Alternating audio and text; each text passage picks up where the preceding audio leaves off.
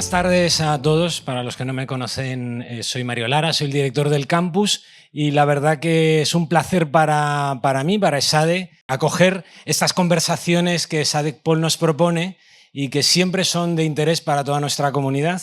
A todos les doy la bienvenida, a los que son antiguos alumnos y a los que no lo son. Nunca es tarde para ser antiguo alumno de esta casa, así que cualquier duda no duden en preguntarnos al final del evento. Y es un placer, en este caso, bueno, agradecerle primero a Luis de Guindos, nuestro invitado de SADC-Pol, al cual le agradecemos que haya sacado un hueco en su agenda, seguro que complicada, para tener esta conversación con Tony. Y agradecerle a Tony que haga siempre estas propuestas tan sugerentes a nuestra comunidad aquí en Madrid y desearles pues, que nos ilustren y nos den luz entre los dos algunas de las dudas y preguntas que supongo que en el tintero tenemos más de uno alrededor de cómo está la estabilidad financiera en Europa y la política monetaria, aunque no sé hasta dónde Luis sabe, hasta dónde Luis quiera conocer o decirnos, y tu inquietud en preguntarle cosas difíciles. Le puedes preguntar también de Julián Álvarez, yo le he preguntado antes, está muy contento con Julián Álvarez. Bueno, os dejo con ellos y nada, bienvenidos a todos a ESADE. Muchas gracias, Mario. Es un placer tenerte aquí, Luis, y volverte a ver. Como ponía en el tarjetón, esto va a durar como 45 o 50 minutos y después al final haremos, como hacemos siempre, algunas preguntas que Luis estará encantado y es una alegría viniendo de un banquero central que quiera responder abiertamente preguntas, así que aprovechad y muchas gracias por acercaros. Veo muchas caras conocidas. Luis, cuando yo estudié la carrera y cuando llegué a la Comisión Europea en 2008, había como una aceptación compartida de que el mundo iba en una dirección, ¿no? Los economistas pues, teníamos el consenso de Washington y decíamos, si los países hacen estabilización financiera, si los bancos centrales son independientes, si eres responsable con las cuentas públicas, si más o menos, pues oye, inviertes en tecnología, en capital humano, te van a ir bien las cosas a la larga, ¿no? Y los politólogos, con los que no siempre nos llevamos bien, tenías a Fukuyama diciendo esto es el fin de la historia, las democracias liberales han llegado al final, con Internet la democracia va a llegar a todos los rincones del planeta, ya los autócratas no se podrán esconder en ninguna parte. Estaba escuchando hace unos días una entrevista que te hacían en la radio y decías, estamos ante el cambio de paradigma más importante, no desde la caída del muro, sino decías desde 1945. ¿Podrías describirnos para ti cuáles son los contornos de ese cambio de paradigma? ¿Qué ha pasado desde entonces para que aquel mundo se haya desmoronado? Bueno, en primer lugar, muchísimas gracias por la invitación. Es un placer estar aquí. Muchísimas gracias, Mario. Muchísimas gracias, Tony. Es un placer estar con todos ustedes. Hombre, yo creo que centrándonos en Europa yo lo que veo es un momento de encrucijada. Siempre todos los momentos son de encrucijada. El futuro siempre es complejo, ¿no? Pero yo creo que ahora sí existen una serie de factores diferenciales, ¿no? Prácticamente que cambian el paradigma de política económica y el paradigma geopolítico para Europa. En primer lugar, porque, vamos a ver, Europa se tiene que independizar de Estados Unidos, tenemos que ganar autonomía. En primer lugar, desde el punto de vista de defensa, es decir, la defensa de Europa desde el final de la Segunda Guerra Mundial ha estado en manos de los americanos. Y eso, bueno, pues parece que ha empezado a cambiar, ¿no? Es decir, que Estados Unidos, pues con la llegada de la administración de Trump, pues ahí ha habido un cambio y eso en el momento actual, por decirlo de una forma, esa prioridad en el ámbito de la defensa de Europa es la prioridad número uno que se ve en las instituciones comunitarias. No estoy hablando de política monetaria ni nada de esto, pero cuando la cumbre que ha tenido lugar pues hace un par de días, el incremento del gasto en defensa y ahí hay una percepción de que hay un riesgo, el riesgo es Putin, y que la defensa habitual que tenía Europa, que era Estados Unidos, pues no es tan sólida y que esa especie de paraguas pues ya no va a funcionar o puede no funcionar como ha funcionado desde el año 45. Y eso tiene implicaciones desde el punto de vista de la fijación de las prioridades. Entonces, la primera prioridad ahora yo diría que es la defensa. No solamente gastar más, pasar del 2% al 3,5%, sino también hacerlo de una forma mucho más coordinada y hacerlo mejor. Eso, por decirlo de alguna forma, es la primera cuestión que ha cambiado y que pone a Europa en una situación distinta a la que hemos vivido en los últimos años, en las últimas décadas. Después hay una segunda, que es mucho más doméstica, mucho más interna, y que tú, Tony, lo conoces bien, ¿no? Es decir, es el cambio que se ha ido produciendo desde el punto de vista doméstico en los diferentes países de Europa. Es decir, el populismo ha ganado terreno, esa es una realidad. Hay que mirar simplemente alrededor o incluso mirar la composición del Parlamento Europeo. No sé si en tu época, pues lógicamente el Partido Popular Europeo con los socialdemócratas, con los liberales, pues era aproximadamente el 80 o el 90% de los eurodiputados. En estos momentos, sin embargo, cuando uno mira a los grupos de la extrema derecha, que hay varios, pues tienen ya un peso mucho más importante y con los planteamientos distintos, fundamentalmente con una cuestión, que es la inmigración. La inmigración es el tema que continuamente están sacando y que, por ejemplo, yo llevo un tiempo fuera de España, pero que me sorprende cómo en España incluso está siendo cada vez un tema con más, que tiene más relevancia, a pesar de que en España pues, el tipo de inmigración que hemos tenido, que yo vuelvo a repetir, es una inmigración que ha sido muy positiva para la economía española, supongo de eso hablaremos posteriormente, y que además ha sido de una naturaleza distinta a la que has tenido en otros países, sin embargo se está convirtiendo en uno de los temas de debate políticos importante. Y ese es el segundo cambio fundamental, es decir, que ya lo que eran los partidos tradicionales, es decir, fundamentalmente el Partido Popular Europeo y los socialdemócratas, que eran la alianza junto con los liberales que tradicionalmente manejaban a las instituciones comunitarias, ha habido un cambio y la política en Europa se ha ido derivando más hacia, por decirlo de una forma, posiciones de extrema derecha. En tercer lugar, hay un otro, no es un cambio, porque estos son tendencias a muy largo plazo, pero que yo creo que también es fundamental, que es todo el tema demográfico en Europa. Europa es una sociedad que va envejeciendo y eso tiene implicaciones desde el punto de vista de lo que es la política fiscal, desde el punto de vista de lo que son las prioridades políticas domésticas y, y que también nos lleva inmediatamente a la necesidad del tema de la inmigración. Bueno, cuando uno pone conjuntamente todos estos factores más China,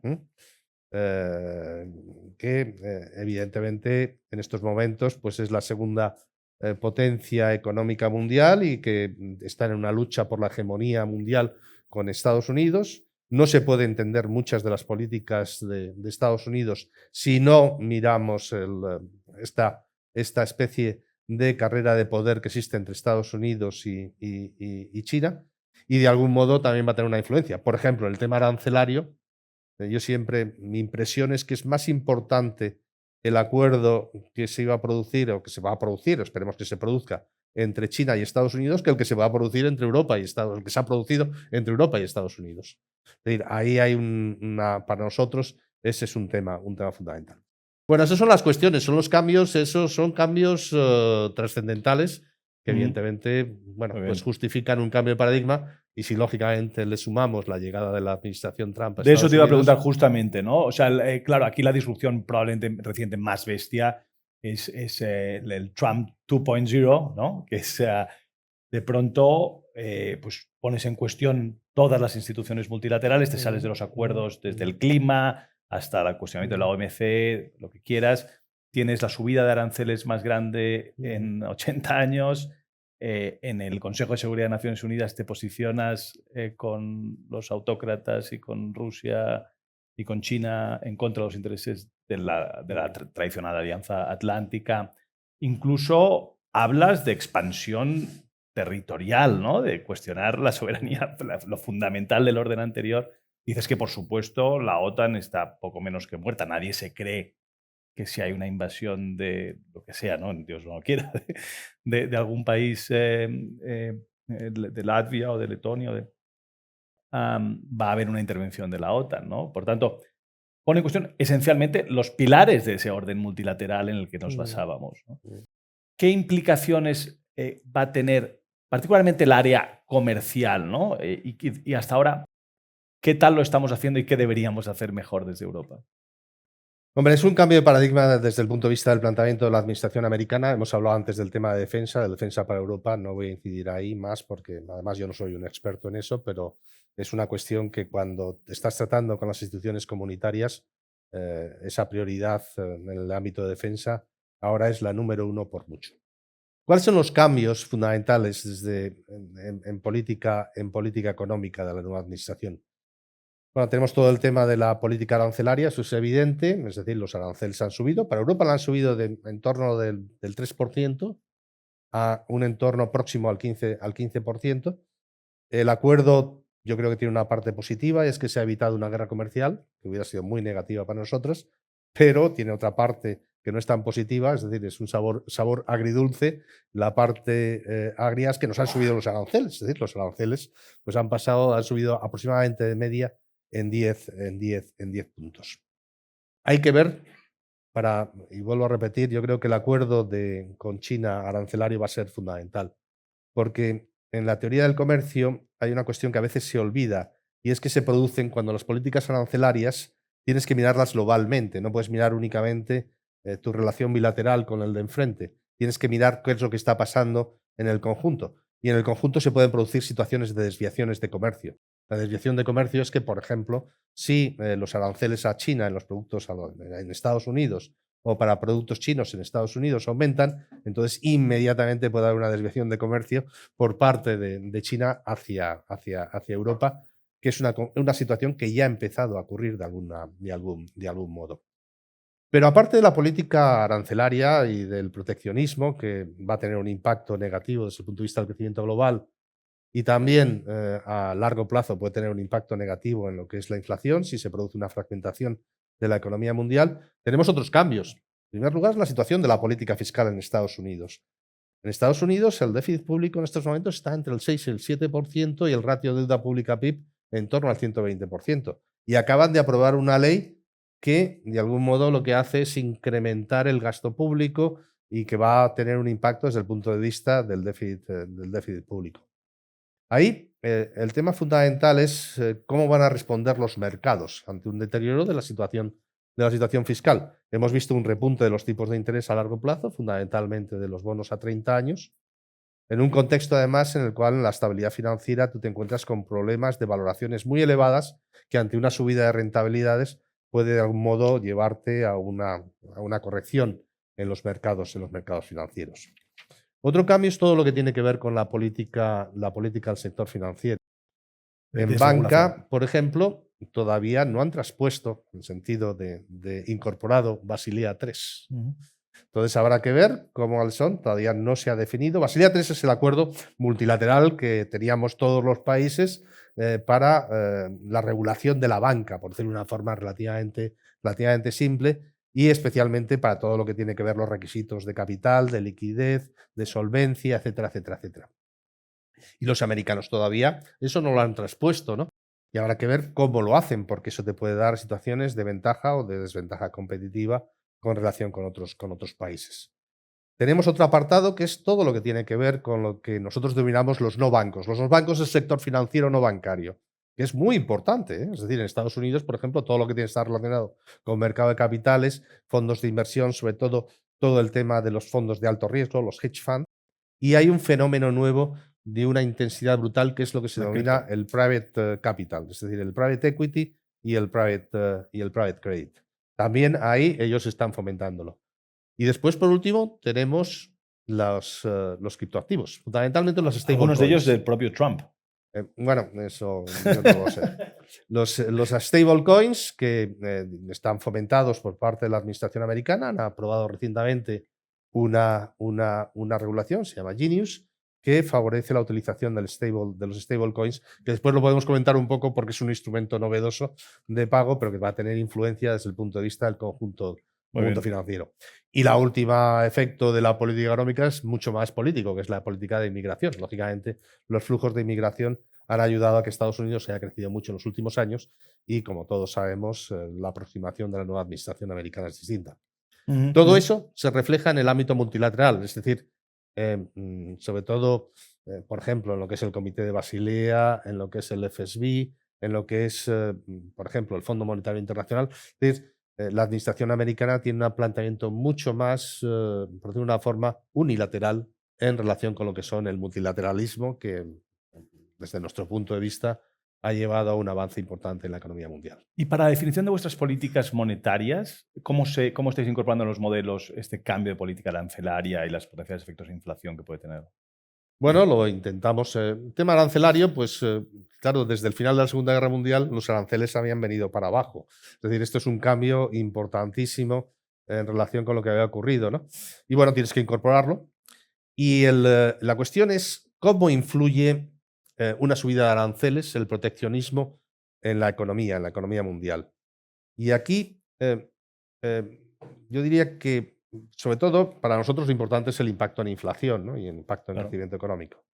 Aquí hay que distinguir varios momentos, ¿no? En un primer momento, una subida de aranceles es un impuesto a los que a importan. bienes de consumo importados y, por lo tanto, tiene un efecto sobre la inflación. Es decir, si a ti te pasa el arancel de los coches del 0 al 15, pues inmediatamente se te encarece. ¿Qué es lo que ocurre? Hay otro efecto inmediatamente, que es el efecto desde el punto de vista de demanda. Esa subida de precios te reduce la demanda y con esa subida de demanda te atempera la subida de la inflación. Por lo tanto, nosotros decimos que a medio plazo la subida de aranceles atempera no solamente el crecimiento económico, es decir, reduce el crecimiento económico, sino que también reduce la inflación. Pero si nos vamos un poquito más allá, entonces te puedes encontrar con que el proteccionismo, porque además el tema arancelario no solamente tenemos que hablar de aranceles, siempre cuando uno ve lo que ocurrió, por ejemplo, en los años 30, empieza con una guerra arancelaria y después te va derivando a otro tipo de medidas proteccionistas que no tienen un carácter arancelario. Y ahí lo que vemos es que ese incremento de aranceles por parte de Estados Unidos, que lógicamente va a ser respondido por otras partes del mundo, te lleva a una fragmentación de la economía mundial. Es decir, se te puede ir produciendo un cierto proceso de desglobalización de la economía mundial. Eso es negativo desde el punto de vista del crecimiento económico, sin duda, porque te afecta a las cadenas de valor, que eran cadenas de valor globales y que cada vez se tienen que ir haciendo más y más locales en vez de ser globales. Y por otro lado también te afecta a lo que son los costes de producción de las empresas, que se encarecen y puede ser inflacionario. Por lo tanto, una subida de aranceles es malo para la economía mundial, sin duda. Para la inflación, en el corto plazo, tiene un cierto impacto negativo. A medio plazo se modera, pero a largo plazo hay que ver lo que está ocurriendo con la estructura de la economía mundial. Muy bien. Una de las consecuencias de esta política un poco errática de la administración Trump es esto que decías, ¿no? Que están huyendo capitales, o no huyendo, pero hay menos interés en los assets norteamericanos y se ha hablado y se empieza a hablar de la posibilidad de atraer, de tener un euro como moneda refugio, ¿no? Esto del exorbitant privilege que llamaba Green, ¿no? Del que te beneficias porque te endeudas más barato cuando eres la moneda refugio, digamos, ¿no? Pero nosotros tenemos el reto, digamos, del pecado original del euro, que es muy difícil porque no tenemos una fiscalidad común, tenemos intereses de los diferentes gobiernos, no tienes un backing de impuestos que te apoye eso. Era impensable cuando llega a Bruselas que hubiéramos hecho lo que hicimos en el COVID, ¿no? De hacer una emisión de deuda común desde la Comisión Europea con los eurobonos. ¿Cómo ves la posibilidad de que el euro se convierta en moneda refugio, de aprovechar esta oportunidad de alguna manera que brinda Trump? Bueno, el euro es la segunda moneda de importancia, ¿no? En el contexto internacional, tanto para las transacciones económicas como financieras de la zona euro, Europa, la Unión Europea. Es la segunda, vamos, prácticamente con China, pues es prácticamente, bueno, pues la segunda, tercera jurisdicción, como dicen los anglosajones, en el ámbito económico, y eso se refleja en su moneda. Yo creo que a corto plazo el dólar va a continuar teniendo un papel absolutamente preeminente. Es decir, no creo que haya cambios importantes desde el punto de vista de lo que es, bueno, pues en los mercados financieros, cuál es la divisa que de alguna forma domina en las transacciones financieras y tampoco en las transacciones comerciales. Son mucho más importantes las transacciones financieras que las comerciales desde el punto de vista de volumen, ¿no? Pero el dólar ahí va a seguir teniendo un papel absolutamente preponderante. ¿Cuál es la ventaja potencial que tendría Europa desde mi punto de vista, sabiendo que esto hay que mirarlo siempre con un cierto horizonte temporal y que el dólar es lo que es y que Estados Unidos sigue siendo pues, un país refugio y que sigue siendo la mayor potencia mundial desde el punto de vista económico, desde el punto de vista geopolítico, desde el punto de vista de defensa? Yo creo que hay una ventaja, que es una potencial ventaja de Europa, que si lo sabemos aprovechar, la gente lo puede percibir. Y a gente me refiero a los mercados, a los inversores, etcétera, en el mundo. Y es el Estado de Derecho. Estado de Derecho, lo que dicen los ingleses, el rule of law. El Estado de Derecho es muy importante, es decir, si tú tienes una... ¿Y qué es el del Estado de Derecho? El Estado de Derecho son los valores que tradicionalmente pues, Europa ha compartido. Por ejemplo, los valores democráticos, el respeto de las minorías, la separación de los poderes, la libertad de expresión, bueno, y el respeto de todo eso, ¿no? Yo creo que eso es un intangible importante. Puede ser puesto en cuestión por las circunstancias más específicas que comentaba anteriormente desde el punto de vista doméstico, político, que se da en Europa. Pero ahí yo creo que si Europa consigue, de alguna forma, poner de manifiesto que nosotros vamos a ser absolutamente respetuosos con esos valores, pues entonces yo creo que eso, de algún modo, garantiza un papel cada vez creciente de la economía europea, de la influencia europea y del euro. La influencia de una divisa está muy ligado a lo que es la capacidad económica de la zona en cuestión o del país en cuestión, a lo que es la influencia política del mismo, a las garantías que ofrezca a terceros desde el punto de vista global, ¿no? Yo creo que va a depender mucho de nosotros. Es decir, si Europa toma las decisiones correctas en los próximos meses, si este principio de autonomía creciente con respecto a Estados Unidos se va ejecutando de una forma ordenada y cada vez pues más fehaciente, yo creo que el euro ganará peso. Poco a poco, con prudencia, pero sin duda estará ahí. Pero vuelvo a repetir, el tema de los valores tradicionales que eran los valores occidentales, ¿no? Sí, sí. Y de los cuales Estados Unidos era, el presidente de Estados Unidos era el presidente de las democracias, ¿no? Y de los valores occidentales. Bueno, pues eso, si se fortalece en Europa, yo creo que tendrá resultados. Europa es como el faro democrático del mundo ahora, ¿no?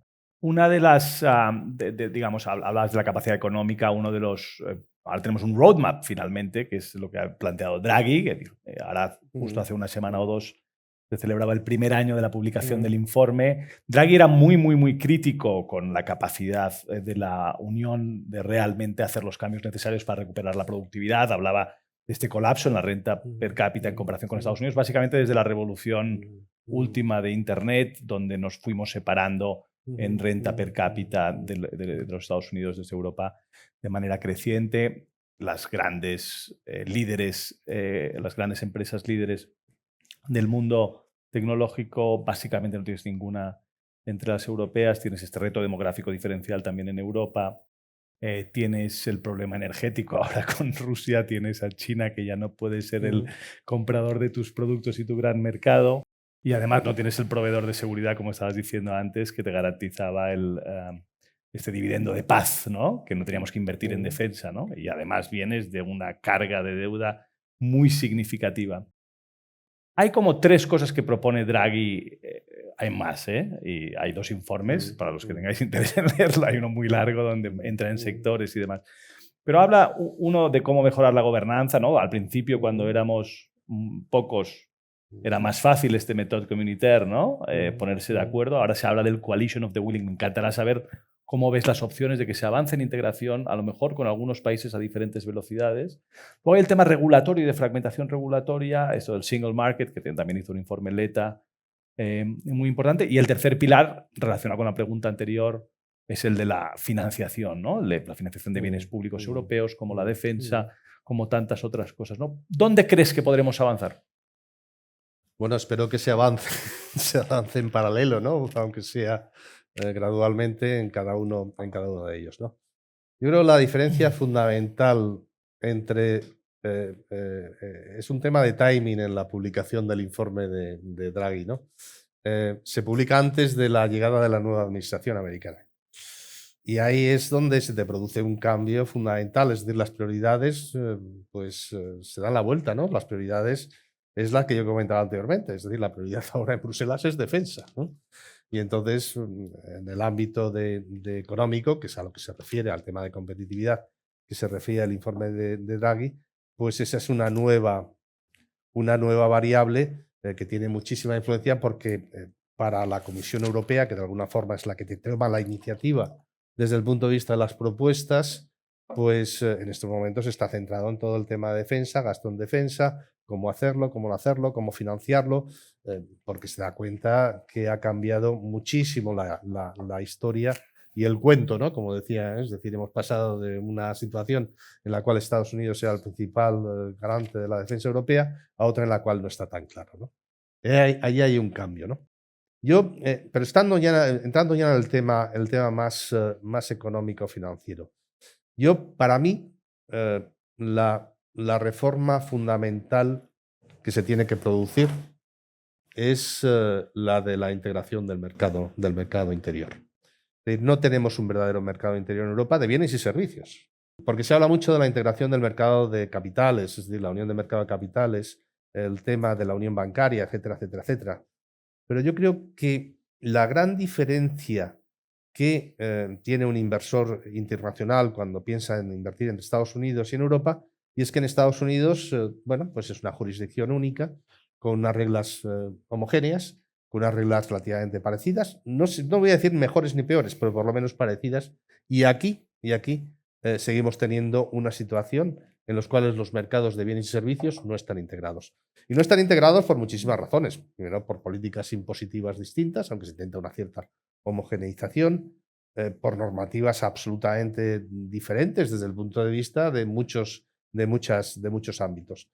Es muy difícil es decir, que los mercados de capitales se integren, y cuando hablamos de integración del mercado de capitales, hablamos, lógicamente, de flujos financieros dentro de la Unión, o más específicamente de la zona euro, si no tienes integración de los mercados de bienes y servicios, ¿no?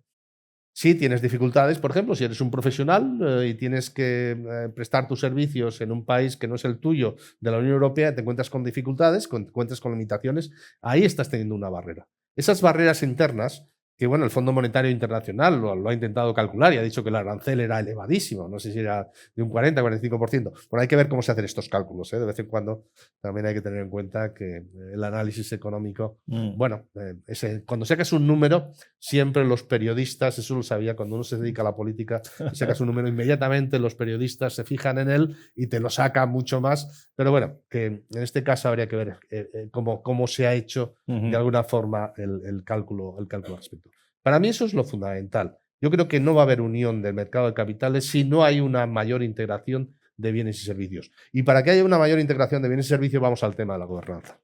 Y la gobernanza es compleja porque somos unos cuantos países. Con veto. ¿Quién? Con veto algunos de ellos. Con veto, algunos de ellos, bueno, y sobre todo con pesos diferentes, etc. Una de las grandes ventajas del BCE es que, por ejemplo, en el Consejo del BCE, cada uno de los gobernadores es un voto. En el Consejo Europeo, por ejemplo, los ponderas los votos en función de la población y en función del PIB y tal, ¿no? Mira, Alemania es el que más tiene, después te viene Francia, después Italia, España, etcétera, etcétera. En el Consejo del BCE, cada gobernador, que además tiene que actuar en función de intereses comunitarios, no de los intereses nacionales, el voto del gobernador del Banco Central de Malta es exactamente igual que el del Banco de España, ¿no? Creo que eso ayudaría bastante al respecto. Y después está lo que tú comentas, ¿no? Se habla de la jurisdicción 28, de la alianza de los willing, ¿no? De algún modo. Bueno, eso se iría a ir a una Europa de varias velocidades, sí. Aunque ya tenemos una Europa a 2 velocidades, porque la zona euro es lógicamente una velocidad distinta a los de los no euro. Cada vez son menos, porque como saben ustedes, Bulgaria se incorpora ahora a principios del año que viene, ¿no? Bueno, yo creo que pero sigue habiendo muchísimas, y además lo notas, es decir, yo fui muchos años al Ecofin como ministro español, pues prácticamente 6 años y medio, y llevo yendo prácticamente 8 años también ya en representación del BCE, que forma parte del Ecofin. Y siguen viendo las tendencias nacionales, los planteamientos nacionales, y esa es seguramente la rémora fundamental, aunque ese cambio de paradigma y la llegada de una nueva administración a Estados Unidos, yo creo que también de algún modo puede ayudar a que eso se vaya moderando, aunque todavía no se ha moderado del todo, ¿eh? Un moderado optimismo, veo. Muy bien. Acaban de publicar Mazug, Cochrane y Garicano un libro que, por cierto, Luis me manda muchos recuerdos para ti, un poco advirtiendo de un reto que me gustaría saber cómo lo ves, ¿no? El hecho de que no tengamos precisamente esta unión fiscal ha hecho que en algunos casos, bastante a menudo, el Banco Central Europeo tuviera que asumir de alguna manera intervenir en países o apoyar en el COVID o en las múltiples crisis que hemos ido teniendo, ha asumido un rol grande y ha ido ampliando su balance sin parar, ¿no? Y a algunos economistas les preocupa que este desequilibrio de origen en la gobernanza del euro lleve a que el banco tenga un rol demasiado activo, ¿no? ¿Cómo te preocupa eso? ¿Qué se puede hacer para solucionarlo? Bueno, una realidad es que el BCE, empezamos a hablar ya del BCE, dejamos de hablar de Trump y empezamos a hablar del BCE. El BCE es el Banco Central de una unión económica y monetaria incompleta. Esa es la realidad. Es decir, bueno, tenemos una unión bancaria sin un fondo de garantía de depósitos común, no tenemos una unión de mercado de capitales, no tenemos un instrumento fiscal común, y entonces evidentemente eso hace que su labor sea más compleja, más compleja. Y después hay otra cuestión, es decir, la institución en la cual se ha dado lugar, pues, desde el punto de vista, desde el inicio, ¿no? En la cual mejor se reflejan los valores de la integración europea, las ventajas de la integración europea y de haber transmitido soberanía a una institución comunitaria es el BCE, ¿no? Y eso somos conscientes de que eso es una realidad. Pero nosotros tenemos nuestro mandato. Nosotros tenemos nuestro mandato, que es la estabilidad de precios. Es decir, que ese es el objetivo primario, fundamental, de acuerdo con lo que se establece en el tratado. Después existen objetivos secundarios, ¿eh? Es decir, que también ahí inmediatamente, pues, y todo siempre tienes que actuar con proporcionalidad. Es decir, que las medidas que tomas de política monetaria tienen que ser proporcionales y que lo que significa en última instancia que tienes que intentar minimizar los efectos laterales negativos de las medidas que has tomado, aunque esas medidas sean las necesarias para obtener tu objetivo primario, que es la estabilidad de precios. Tú te referías, Tony, al balance. El balance lo estamos reduciendo mucho, ¿eh? El balance subió mucho, si yo me acuerdo prácticamente, porque hay diferentes formas de medirlo, llegó a estar en 8 trillones y ahora se ha reducido prácticamente algo más de la mitad. Estamos reduciendo el balance del BCE en 40.000 millones de euros al mes de media. Es decir, ¿cómo? Esto es curioso, ¿no? Porque a veces es una de las cuestiones importantes de los bancos centrales es que tienen una cualidad bastante única, ¿no? La cualidad es que pueden crear dinero, prácticamente con un apunte contable. Esto se lo explicaba yo, vamos a ver, que esto es una digresión. Una vez vino, porque en Navidades venía en Alemania, los católicos hacen la colecta, se la dan para los países de Sudamérica. Entonces viene siempre un cardenal sudamericano y a mí me vino otra vez, porque vino, pasó por el BCE y quiso que le explicáramos un poco el BCE. Yo le expliqué a Monseñor, le dije, mire, Monseñor, aquí lo que pasa es que, bueno, con un apunte contable, pues creamos. Y entonces vi que a Monseñor se le ponía la cara diciendo, oiga, que no, no, vamos a ver, tiene otro tipo de ahí hay que pasar a otros trámites, ¿no? Distintos, ¿no? Pero esa es una cualidad. Y entonces, pues, bueno, nosotros aumentamos mucho el balance, que es aumentar la liquidez de los mercados, comprando bonos, y ahora lo que estamos haciendo es no estamos reinvirtiendo los bonos que van venciendo nuestro balance, que son de media unos 40.000 millones de euros. Pero nuestro mandato es eso, y yo creo que, bueno, ahí tuvimos una inflación hace prácticamente pues, 2 años por encima del 10%, ahora la inflación está ligeramente por encima del 2%. Nos hemos dado cuenta de una cuestión, y esto es algo que, porque a veces es importante saber dónde te mueves, en qué mundo te mueves. A las familias y a los consumidores, la inflación no lo miran tanto como lo que es el nivel de precios. Y el nivel de precios, y nosotros sacamos el otro día un informe, lo que nota la gente cuando va al supermercado es que el nivel de precios es prácticamente pues, 1/3 más caro todo que lo que ocurría hace 2 años. Ese nivel de precios más elevado es consecuencia de la acumulación de tasas de inflación.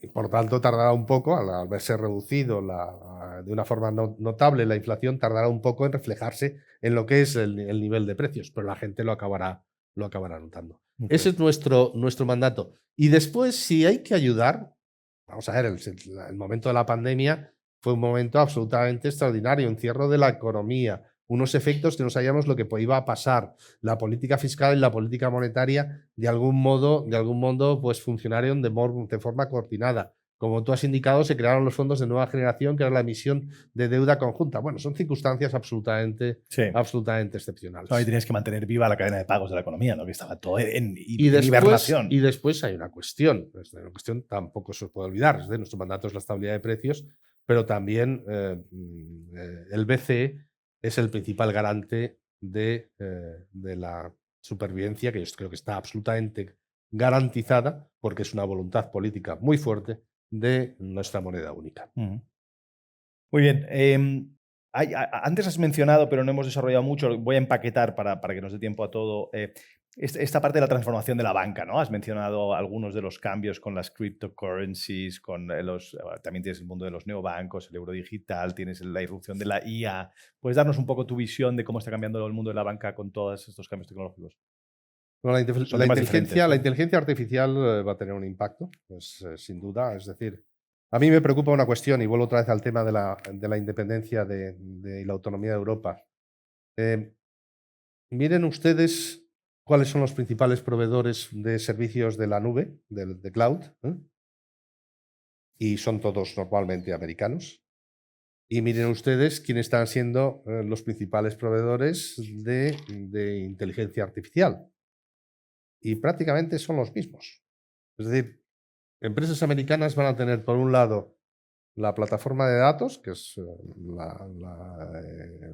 tema de la nube, y van a tener los algoritmos. Y en Europa a mí me preocupa que no se haya desarrollado ni un proveedor de servicios de nube europeos. Entonces ahí hay una cuestión, pero vamos, ese es un tema de Europa, del tema de si antes comentábamos el asunto de la independencia, de la autonomía con respecto a Estados Unidos, que yo creo que es fundamental. Porque en el tema, por ejemplo, de la nube, hay regulación en Estados Unidos que en caso de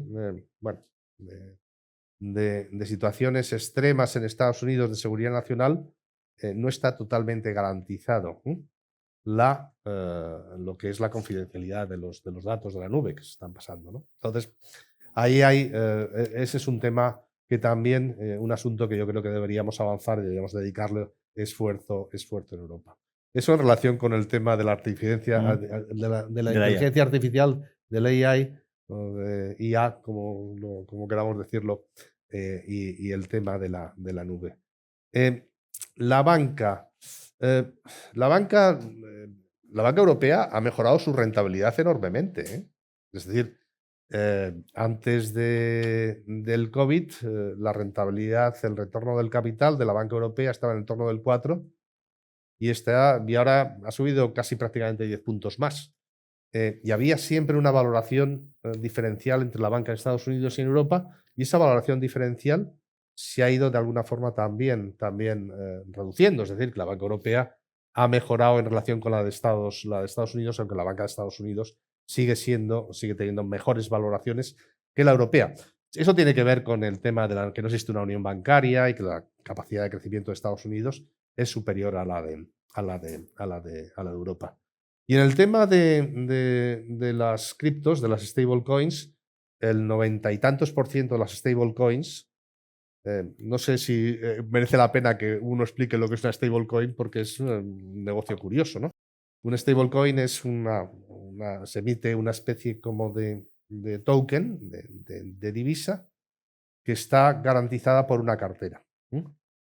Y entonces además que mantiene una paridad estable entre lo que es este token, esta stablecoin, como pasaba con el patrón oro, con una cartera. Esa cartera, la mayoría de las stablecoins, como decía, el 90 y tantos % están emitidos en dólares.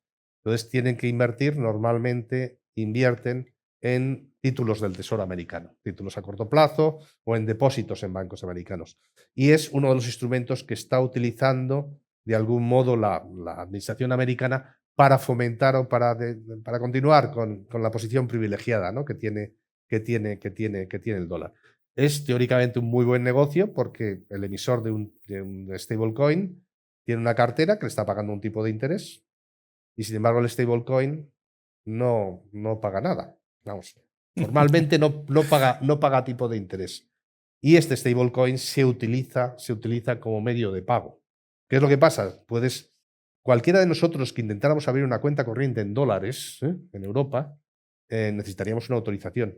Si tú compras stablecoins denominados en dólares, entonces inmediatamente estás invirtiendo indirectamente y tienes exposición a dólares con un sistema mucho más simple que el anterior. Ahí los americanos, ellos te hacen un cálculo de que los stablecoins van a crecer muchísimo y en Europa prácticamente no tenemos. El otro día vi que había una serie de bancos europeos que estaban pensando lanzar una stablecoin denominada en euros, ¿no? Bueno, después está todo el tema de lo que son los criptoactivos de verdad, que es el Bitcoin, ¿no? Por definición. Bueno, yo creo que yo no sé cuáles son los fundamentos, únicamente la escasez, ¿no? Pero la cuestión es que si cualquiera de nosotros hubiéramos invertido hace 10 años en un Bitcoin, pues hoy seguramente hubiera sido... Con algunos infartos en el camino, pero no sabes cuáles son los fundamentos económicos. Bueno, voy a hacer un par de preguntas que seguramente algunos periodistas estarán esperando sobre España. Y luego, si podéis ya recoger las preguntas del público, veo que son las 7:49. Y me encantará leerlas, a ver, al menos un par. La situación de la economía española en el corto plazo es muy positiva, es innegable los datos de crecimiento económico, muy por encima de la media de la Unión Europea, los datos de afiliación a la seguridad social, los datos de turismo, etc. Sin embargo, cuando miras un poquito más en el largo plazo, pues la foto es menos bonita, ¿no? En un libro que publicamos el año pasado mostrábamos que la renta per cápita en España desde 2007 prácticamente no ha mejorado porque hemos crecido básicamente de manera extensiva, incorporando a personas, un montón de personas inmigrantes, entre 600.000 al año prácticamente en los últimos años. Por lo tanto, ¿cuál es tu diagnóstico? ¿Ha habido una inversión muy fuerte de fondos europeos también? ¿Identificas cambios estructurales en el modelo de crecimiento español que hagan pensar que este crecimiento a futuro va a ser realmente sostenido? ¿Esos fondos han servido realmente para hacer esa transformación buscada? Yo creo que hay dos cambios estructurales importantes en la economía española en relación con, en primer lugar, es el sector financiero está saneado, es decir, eso es algo que es fundamental.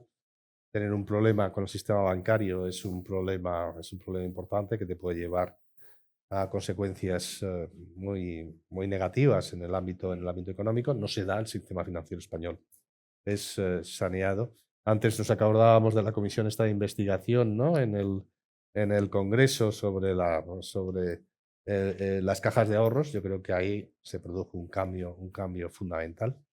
Segundo lugar, la economía española es competitiva. Desde el año 13 siempre hemos tenido siempre superávit de cuenta corriente de balanza de pagos. La evolución de la exportación es tanto de bienes como de servicios no turísticos, es impresionante. Es decir, la economía española ha ganado muchísima competitividad, ¿no?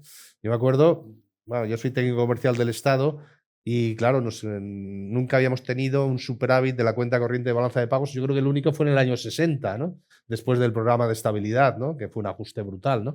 Pero siempre teníamos un déficit de cuenta corriente. Eso se ha dado la vuelta y eso se ha reflejado también en lo que es la posición inversora de España, que ahora es mucho más, es mucho mejor, tiene tiene más activos y menos pasivos que los que tenía anteriormente. Esos son dos cambios importantes.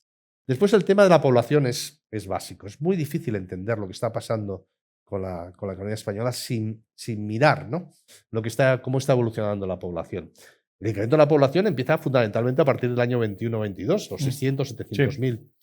Y entonces yo creo que eso es muy positivo. Yo creo que, bueno, el debate de que hay ahora de la inmigración en España, entiendo que se busque orden, que se busque canalización, que no se fomenten las mafias, pero la inmigración sin duda tiene un impacto positivo en lo que son las cifras del PIB. ¿Cuál es el otro lado de la moneda? El otro lado de la moneda es, en primer lugar, lo que comentábamos, el PIB per cápita, porque al ser un crecimiento extensivo, el PIB per cápita no crece mucho, también porque la productividad por empleado no crece mucho. Y después hay otra variable que, porque claro, yo cuando vengo a España lo que te dicen, bueno, sí, las cifras macroeconómicas, esto va muy bien, tal, pero no lo notamos. Y es que el consumo real per cápita en España, el crecimiento ha sido inferior a la media comunitaria. Y entonces, bueno, el bienestar de la gente está muy ligado a la evolución del consumo, ¿no? Entonces, eso te lo explica. Entonces, este modelo, ¿qué limitaciones tiene? Tiene una que ya está funcionando, que está siendo un cuello de botella claro, que es la vivienda.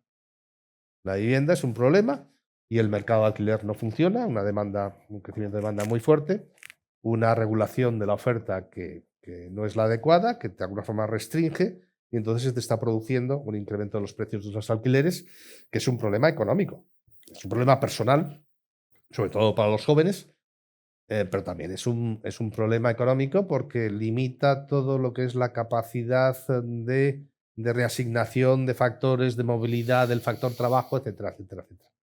Entonces ahí tienes una cuestión que no sé yo si se va a poder abordar rápidamente, pero el mercado de alquiler tiene que ser el primero que te absorbe, porque dices, bueno, construcción, sí, faltan 700.000 viviendas, que dice el Banco de España. Bueno, pero eso toma tiempo, ¿no? 700.000 viviendas te toma. Pero el mercado de alquiler es una cuestión, es un segmento que sí podía, de alguna forma, aliviar las tensiones que se están produciendo.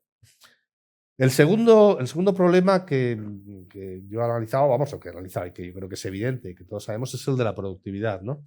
Es un crecimiento basado en la incorporación de más trabajadores. Dices, bueno, nunca ha habido tantos afiliados a la Seguridad Social. Bueno, es que nunca hemos sido tantos. Claro. A veces, Sí, sí. es decir, hemos pasado de ser 41 a ser prácticamente 50 en 5 o 6 años, ¿no? Muy rápidamente. Entonces, bueno, pues lógicamente las posibilidades, esto es como si en el fútbol, si no tiras a portería, pues si tiras muchas veces a portería, pues algunas veces acabas metiendo gol, ¿no? Y entonces el tema de la productividad también está ligado a todo lo que es la evolución salarial. Los fondos. Hombre, los fondos yo creo que han ayudado, yo creo que esperemos que se hayan, yo no lo sé, ahí no tengo un criterio, espero que se hayan utilizado correctamente. Nosotros hicimos un análisis no solamente de España, sino del conjunto de los países y hemos retrasado el impacto positivo que iba a tener desde el punto de vista, en crecimiento económico, pero como consecuencia de que se han ido gastando de forma más moderada, más atemperada de lo que inicialmente se había previsto. Para mí lo más importante de los fondos fue el efecto confianza, en un momento delicado, sí, que hubo emisión. el acuerdo rápido. Y el efecto confianza, de que Europa reaccionaba. Muy bien, muy bien. No me resisto a hacerte una pregunta política. Nosotros negociamos un acuerdo de gobierno hace unos años y entonces el peso en la gobernabilidad de España recaía menos, de hecho en nada, en partidos en los extremos, ¿no? Ahora tenemos un gobierno, por ejemplo, en políticas de vivienda bastante condicionado por unas políticas cuestionables en su efectividad por su coalición a la izquierda. A futuro, tú eres un reconocido europeísta trabajando en la institución más europea de todas las instituciones y la coalición a la derecha es un partido abiertamente euroescéptico que está en los Patriots ahí con Orbán en el Parlamento Europeo y además claramente anti-inmigración, ¿no? que dada la trayectoria demográfica que más o menos estábamos dibujando, es algo que necesitas.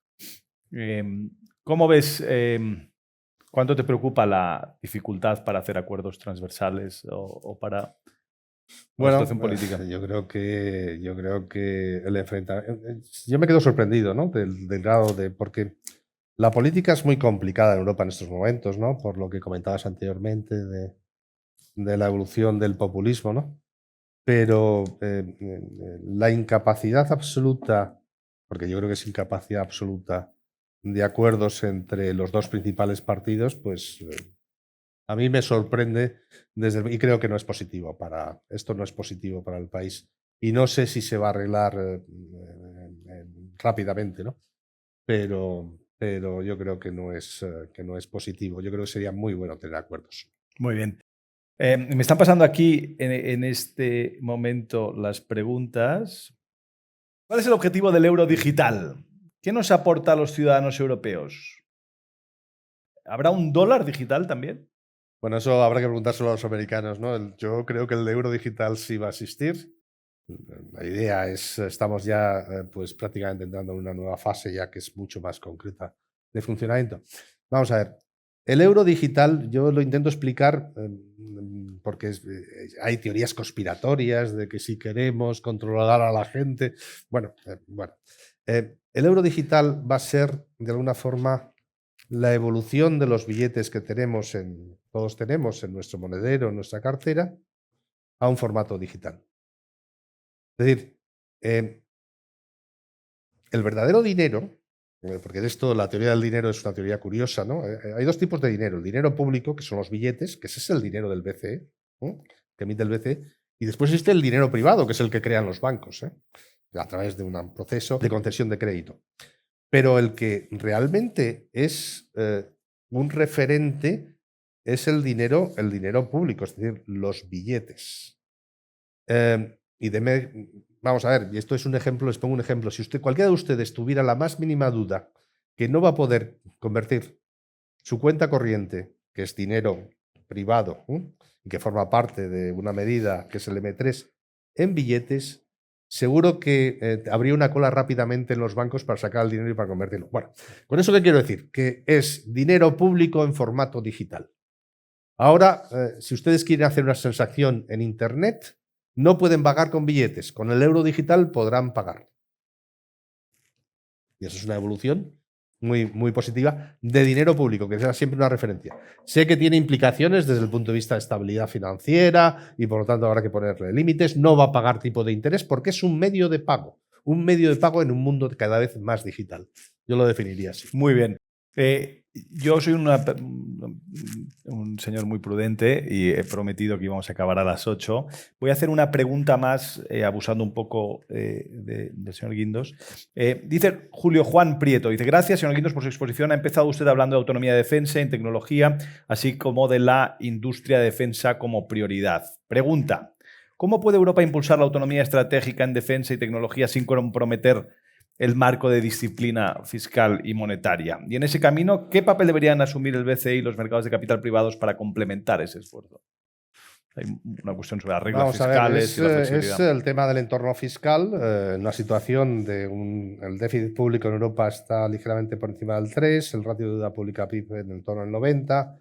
Existen problemas desde el punto de vista de lo que es la sostenibilidad financiera a medio plazo y encima de eso, pues hay que financiar 1,5 puntos de PIB adicional en varios años en defensa, ¿no? Es decir, el dividendo de la paz, que tú comentabas antes, Tony, pues de algún modo desaparece.